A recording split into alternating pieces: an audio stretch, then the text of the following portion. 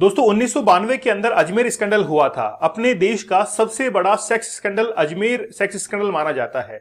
Sophia school की जो लड़कियां हैं जो प्रताड़ित हुई थी, लगभग 100 से ज्यादा लड़कियों के ऊपर रेप जो है वो किया गया था। और ताजुब की बात तो यह है कि कभी भी उनको सजा नहीं हुई, लेकिन फिर बाद में धीरे धीरे केस आगे बढ़ता है और आज रिसेंटली ये जजमेंट सामने आया है कि लगभग 6 जो लोग हैं उनको लाइफ इंप्रिजनमेंट की सजा दी गई है पॉक्सो कोर्ट के द्वारा। ये पूरा स्कैंडल क्या था वो मैं आप लोगों को समझाऊंगा, बिल्कुल शॉर्ट में हम लोग समझेंगे और ये देखेंगे कि आखिरकार इतना लंबे समय जो है वो क्यों बीता है, पुलिस ने कहां पर गलती की है, इसके बारे में हम लोग जिक्र जो है वो करेंगे। तो अजमेर 92 एक फिल्म जो है वो भी बनी थी इसके ऊपर, और लेकिन ये बैन कर दी गई थी। जो चिश्ती संप्रदाय है उनके जो समूह है उनके द्वारा बैन कर दी गई थी कि इस फिल्म को रिलीज नहीं करेंगे, और किसी भी थिएटर के अंदर ये फिल्म जो है वो रिलीज नहीं हुई थी। आप लोग यूट्यूब के ऊपर इस फिल्म को जो है जरूर देख सकते हैं, वहां पर आप लोग को मिल जाएगी। अपने देश का सबसे बड़ा स्कैंडल माना जाता है। 100 से ज्यादा कॉलेज गर्ल्स से गैंगरेप जो है वो हुआ था। न्यूड फोटोज जो है वो सर्कुलेट होने लग गई थी पूरे अजमेर शहर के अंदर। और उसके बाद में 30 साल के बाद भी पुलिस की एक छोटी सी गलती थी जिसके कारण ये अपराधी जो है वो इतने लंबे समय तक जेल के बाहर थे। इनमें से एक दो ने जो है वो आत्महत्या भी कर ली थी, लेकिन ये सबसे बड़ा सेक्स स्कैंडल था। लेकिन अभी 20 अगस्त 2024 को 6 दोषियों को उम्र कैद की सजा मिली है, जिसके अंदर आप लोग नाम जरूर ध्यान रखना। एक तो है सोहेल गनी, नफीस चिश्ती, जमीर हुसैन, अभी इनकी फोटोग्राफ्स में दिखाने वाला हूं, सलीम चिश्ती जो कि सबसे बड़ा मास्टरमाइंड था, और 2012 के अंदर इसको अरेस्ट किया गया था जब ये बुर्का पहनकर बाहर निकला था। इकबाल भाटी और साथ में है नसीम उर्फ टार्जन। तो ये जो है इनको 6 लोगों को उम्र कैद की सजा मिली है, जिनमें से 2 लोग अभी आप लोग देख सकते हैं कि इनको कोर्ट से बाहर लेके जा रहे हैं और उम्र कैद इनको दी जाएगी। सलीम चिश्ती जिसको बुर्का पहने हुए अरेस्ट किया गया था, ये सबसे बड़ा मास्टरमाइंड जो है वो इसके अंदर माना जाता है। तो पूरी कहानी मैं आप लोग को बताता हूं, ध्यान से आप लोग सुनिएगा। 10,000 बैच हमारा एमसीक्यू का है, जिसमें आप लोग वनडे एग्जाम्स के लिए जीके जीएस को प्रिपेयर कर सकते हैं। हिस्ट्री, पॉलिटी, ज्योग्राफी, इकोनॉमी और साइंस आप लोग को पढ़ाई जा रही है। डेली 4 बजे क्लास लाइव होती है। स्पेशल एमसीक्यू सीरीज हम लोग चला रहे हैं। टेलीग्राम पर आप लोग को पीडीएफ दी जाती है और क्विज जो है उनकी भी प्रैक्टिस हम लोग करते हैं। ठीक है, तो ऐप के ऊपर जरूर विजिट कीजिएगा। 75 डेज का हार्ड चैलेंज भी आप लोगों के लिए है। अगर आप लोग पोर्नोग्राफी को देखते हैं तो मैं आप लोगों से एक निवेदन, एक रिक्वेस्ट करना चाहूंगा कि आप पोर्नोग्राफी देखना बंद कर दीजिए। ये कब आपको तबाह कर देगा आपको पता भी नहीं चलेगा। अगर आप लोग हमारी हेल्प लेना चाहते हैं तो 75 टेक्निक्स हम लोगों ने बताई है और काफी कम प्राइसेस में आप लोगों को ये कोर्स जो है अवेलेबल हो जाएगा। ठीक है, तो 75 रियल स्टोरीज मैंने इसके अंदर बताई हैं जिनके माध्यम से आप लोग इसको बहुत बेहतरीन तरीके से समझ सकते हैं। मैं एक बार स्टोरी जो है ब्रीफ आपको कर देता हूं।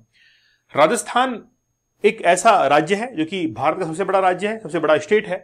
उसका बिल्कुल सेंटर के अंदर अजमेर एक छोटा सा जिला है, और अजमेर जो है वो आप लोग को पता है कि काफी फेमस भी रहा है। और अजमेर पहले राजस्थान की राजधानी बनाया गया था, लेकिन फिर बाद में जयपुर जो है राजस्थान की राजधानी बन गई थी। तो हम लोग इसी शहर के बारे में बात करेंगे कि अजमेर के अंदर ये कांड जो है वो कैसे हुआ। यहां पर आप लोग जो फोटो देख रहे हैं ये है फारूक चिश्ती, जो कि कांग्रेस यूथ विंग का अध्यक्ष है। ये जो है नफीस चिश्ती, ये उपाध्यक्ष है। ठीक है, और ये जो आप लोग देख रहे हैं सैयद अनवर चिश्ती, ये ज्वाइंट सेक्रेटरी है उस यूथ विंग का, है ना। ये सभी जो है कांग्रेस यूथ विंग से जुड़े हुए थे। ठीक है, अब बेसिकली ये कहानी जो है वो इन तीनों के ही इर्द गिर्द घूमती है। इन तीनों लोगों ने किस तरीके से इस केस को जो है वो अंजाम दिया था।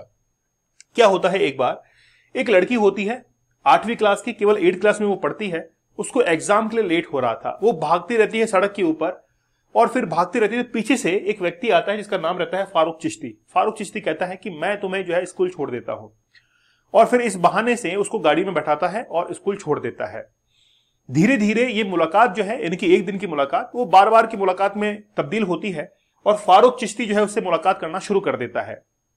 उसके बाद में लड़की जो है काफी छोटी रहती है, लेकिन फारूक चिश्ती की उम्र काफी बड़ी रहती है। जैसा कि सरनेम यहां पे आप लोग देख रहे हैं चिश्ती लिखा हुआ है, तो आप लोग जानते हैं मोइनुद्दीन चिश्ती के बारे में। वो अजमेर के अंदर दरगाह है और वो दरगाह काफी फेमस है। पूरे भारत से वहां पर दर्शन करने के लिए लोग आते हैं। चिश्ती पर जो है वहां पर आप पहुंचते हैं। उसी संप्रदाय से जुड़े हुए थे ये, लेकिन काफी रसूखदार थे, बहुत पैसे वाले थे। इनकी पॉलिटिकल अप्रोच जबरदस्त थी, और जहां से ये बिलोंग करते हैं चिश्ती संप्रदाय से, उसी से जुड़े हुए थे। लेकिन लोगों को नहीं पता था कि ये बेसिकली ऐसा कर सकते हैं, लेकिन पावर काफी ज्यादा थी, इसलिए इनको नजरअंदाज किया जा रहा था। तो फारूक चिश्ती जो है वो 8वीं क्लास की उस बच्ची के साथ में उठना बैठना शुरू करते हैं, अच्छे संबंध बनाते हैं, लड़की का विश्वास जो है जीत लेते हैं। इसके बाद में एक 12वीं क्लास की विद्यार्थी जो है, एक लड़की, वो भी फारूक चिश्ती से टकराती है। किस तरीके से मुलाकात होती है? ये लड़कियां जो है वो सोफिया स्कूल की रहती है। सोफिया एक ऐसी स्कूल है जिससे बहुत बड़े बड़े जो एक्टर्स के बच्चे हैं, जैसे अभिषेक बच्चन वगैरह हैं, है ना, वो अजमेर की एक स्कूल से पढ़े हुए हैं, अजमेर के अंदर ही है, वहीं पर ये सोफिया स्कूल भी है। सोफिया गर्ल्स स्कूल है और यहां पर 1990 के अंदर सबसे रेपुटेड स्कूल ये मानी जाती है और बहुत बड़े बड़े घरानों की जो बच्चियां हैं वो यहां पर पढ़ा करती हैं। तो जिनकी आज हम लोग बात कर रहे हैं वो मोस्टली सोफिया स्कूल से जुड़ी हुई लड़कियां रहती हैं। अब एक दिन क्या होता है कि ये जो 12वीं क्लास की स्टूडेंट है, 12th क्लास के स्टूडेंट, वो अपने फ्रेंड से ये कहती है कि यार मुझे गैस कनेक्शन चाहिए। ठीक है, ये लड़का कहता है कि मेरे नॉलेज में एक बंदा है फारूक चिश्ती, वो तुझे जो है वो गैस कनेक्शन दिला सकता है। तो ये दोनों जो है वो फारूक चिश्ती के पास में जाते हैं और कहते हैं कि हमें गैस सिलेंडर चाहिए। अब ये लड़की जो है इसका पॉलिटिकली थोड़ा सा इंटरेस्ट रहता है कि मुझे भी जो है वो पॉलिटिक्स ज्वाइन करना है। तो फारूक चिश्ती ये कहता है कि ठीक है, गैस सिलेंडर जो है वो हम आपको दिलाते हैं, ये पूरा कनेक्शन आपको मिल जाएगा, अगर आप चाहें तो पॉलिटिकली जो है वो हमको ज्वाइन कर सकती हैं। ये लड़की जो है वो पहुंचती है किसके पास में? सैयद अनवर चिश्ती के पास में। सैयद अनवर चिश्ती को कहती है कि मुझे गैस कनेक्शन चाहिए, मतलब फारूक चिश्ती ने ही भेजा था यहां पर अनवर चिश्ती के पास में, और यहां पर फिर फोटो वगैरह ली जाती है कि ठीक है गैस कनेक्शन लिया जाएगा। तो अनवर चिश्ती जो है वो गैस कनेक्शन दिला देता है और साथ में ही ये जो लड़की है उसको वादा करते हैं कि हम आपको जो यूथ विंग है वहां पर आपको ज्वाइन करा लेंगे। लड़की बड़ी खुश होती है कि यार अब तो जो है वो हम लोग ज्वाइन करेंगे, है ना, मैं भी पॉलिटिक्स जो है वो ज्वाइन कर सकती हूँ। क्लासेस वापस शुरू होती है, वापस स्कूल पहुंच जाती है और स्कूल पहुंचने के बाद वही डेली रूटीन की जो लाइफ रहती है स्कूल की, स्कूल से आना स्कूल जाना। तो एक दिन जब स्कूल से आती रहती है तो एक वैन जो है वो इस लड़की के पास में आकर रुकती है। वो देखती है कि फारूक चिश्ती के कुछ जानकार जो है वो इस गाड़ी के अंदर हैं और विश्वास तो पहले था ही, इसलिए वो लड़की जो है वो इस गाड़ी के अंदर आकर बैठ जाती है। ये गाड़ी जो है वो एक बंगले की तरफ रवाना होती है, फार्म हाउस की तरफ, जो कि फारूक चिश्ती का फार्म हाउस रहता है। वहां पर जाने के बाद उस लड़की को टॉर्चर किया जाता है, उस लड़की के साथ में रेप किया जाता है। अब फारूक चिश्ती जब उसके साथ में रेप करता है तो रेप करते वक्त कुछ फोटोग्राफ्स जो है वो ले ली जाती हैं और फोटोग्राफ्स का जो कारण था वो यही था कि लड़की को ब्लैकमेल किया जाएगा और ब्लैकमेल करने का तरीका बड़ा जबरदस्त था। लड़की जब स्कूल जाती है तो बार बार उसको इस फार्म हाउस पे लाया जाता है और फार्म हाउस पर लाने के बाद और भी कई फोटोग्राफ्स उसकी उतारी जाती है। लड़की के ऊपर ये प्रेशर बनाया जाता है कि वो और भी अपनी गर्ल्स की जो अपनी जो दोस्त वगैरह हैं, फ्रेंड वगैरह हैं, स्कूल की जो दोस्त हैं, उनको यहां पर लेके आए। अगर नहीं लेके आएगी तो हम ये जो फोटोग्राफ्स हैं उनको क्या कर देंगे, बाहर रिलीज कर देंगे। सभी जानकार जो है वो अब ये जो फोटोज देखकर जो है आपके ऊपर क्या करेंगे, शक करना शुरू कर देंगे और आपकी बदनामी होगी। लड़कियां जो है वो दबाव में आना शुरू होती हैं और वो अपने स्कूल से और भी अपने दोस्तों को, लड़कियों को यहां पर लाना शुरू कर देती हैं। तो फारूक चिश्ती जैसे और कई लोग जो है वो इनको टॉर्चर करते हैं, इनका रेप करते हैं और ये कहानी धीरे धीरे आगे बढ़ती रहती है।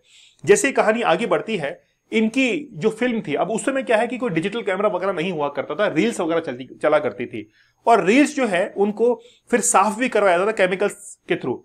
तो जब ये रील्स लैब के अंदर पहुंचती थी तो लैब में पहुंचने के बाद लैब के अंदर बहुत सारे लड़के भी काम करते थे। शुरुआत के अंदर तो फोटोग्राफ्स कम पहुंचती थी, लेकिन जब बाद में लड़कियां और बढ़ने लगी तो ये फोटोग्राफ्स लैब्स के अंदर जो है और भी तेज गति से पहुंचने लगी।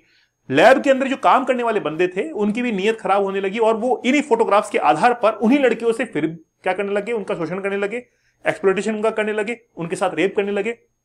धीरे धीरे जो है वो मामला आगे बढ़ता है। 1991 का वक्त आता है। ये जो व्यक्ति देख रहे हैं ये लैब में काम करने वाला एक लड़का है जिसका नाम है पुरुषोत्तम।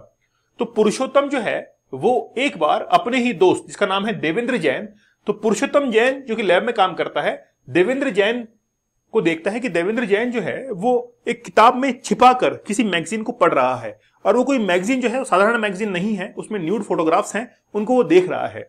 तो पुरुषोत्तम जैन ये कहता है कि भाई ये क्या देख रहा है, इससे बेहतरीन फोटोग्राफ्स मेरे पास में है। तो पुरुषोत्तम जैन जो है उसको और भी कई फोटोग्राफ्स दिखाता है। तो ये बड़ा सरप्राइज होता है देवेंद्र जैन कि यार ये इसके पास में फोटोग्राफ्स कहां से आई। ठीक है, अब ये बताता है कि यार ये सोफिया स्कूल की जो लड़कियां हैं उनकी फोटोग्राफ्स हैं। ठीक है, उस समय तो देवेंद्र जैन जो है वो कुछ भी नहीं कहता है, लेकिन बाद में जाकर देवेंद्र जैन जो है वो संपर्क करता है दीन बंधु चौधरी के साथ में।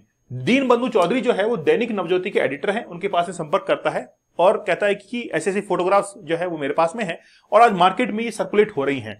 तो दीन बंधु चौधरी जो है वो फारूक चिश्ती के बारे में सोचते हैं कि मैं इस स्कैंडल को जो है पूरी तरीके से रिलीज करूं सभी के सामने, है ना, इसका भांडाफोड़ करूं।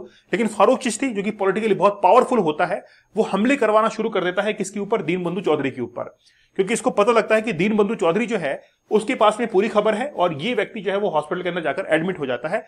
और कुछ समय बाद जो है ये पता लगता है कि इनका फिर देहांत भी हो जाता है। समाचार पत्रों के अंदर इन्होंने सोचा कि मैं जो है वो सारी फोटोग्राफ्स के साथ में, प्रूफ्स के साथ में जो है, आप लोग देख सकते हैं कि ये वही फोटोग्राफ है, तो प्रूफ के साथ में जब मैं इसको न्यूज़पेपर में पब्लिश करूंगा तो लोगों का विश्वास होगा कि वाकई में फारूक चिश्ती जैसे लोग जो है वो आज कैसे दरिंदगी फैला रहे हैं। तो इन्होंने जो है न्यूज़पेपर के अंदर इसको रिलीज करना शुरू कर दिया।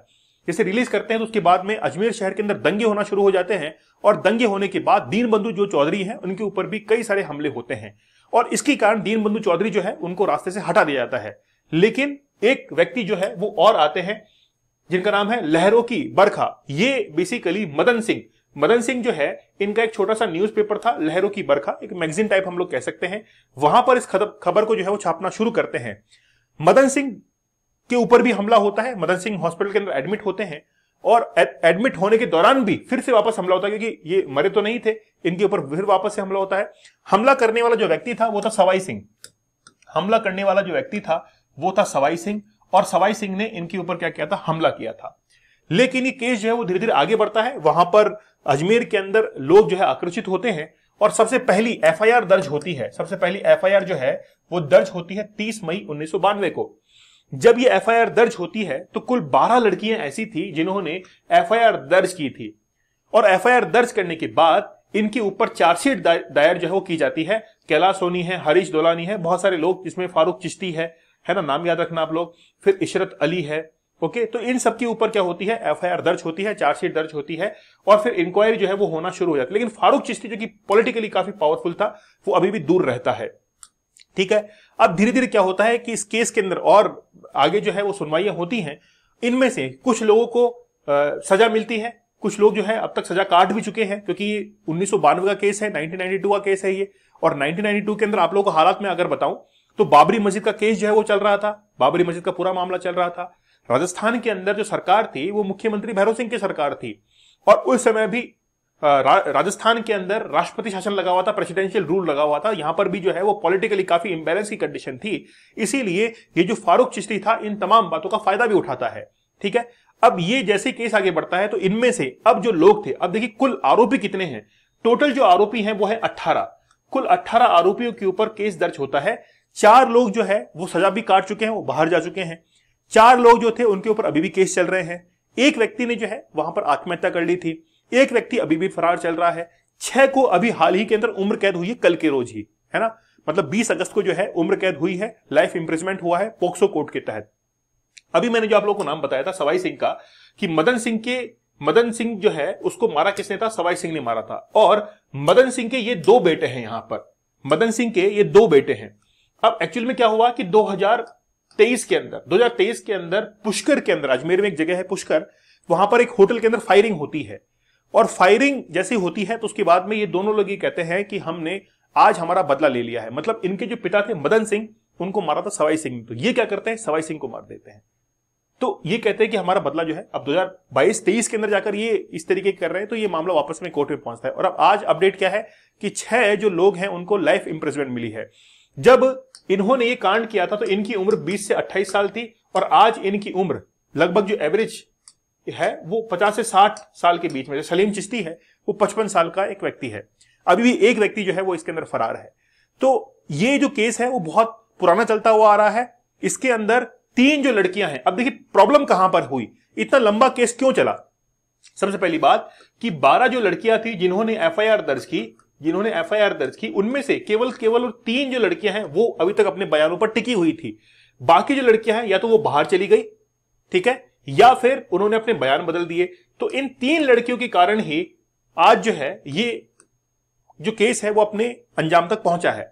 फिर आखिरकार इतनी देर क्यों लग गई, इसमें पूरी गलती जो है वो पुलिस की है। पुलिस ने क्या किया कि सप्लीमेंट्री जो दायर होती है, सप्लीमेंट्री बेसिकली क्या होती है कि कोर्ट के अंदर आपको पूरे सबूत के साथ में वहां पर पेश करना पड़ता है हर चीज को। तो पुलिस जो है इसके अंदर नाकामयाब हो रही थी इतने लंबे समय तक, और अब जाकर पुलिस ने जो है वो काम पूरा किया और लाइफ इंप्रिजमेंट की सजा जो है वो अब इन लोगों को मिली है। तो ये केस जो है वो पूरा मैंने बताया, आप लोग बताइएगा कि कैसा लगा आप लोगों को। मुझे आप लोग कमेंट सेक्शन में जरूर इसका फीडबैक दीजिएगा।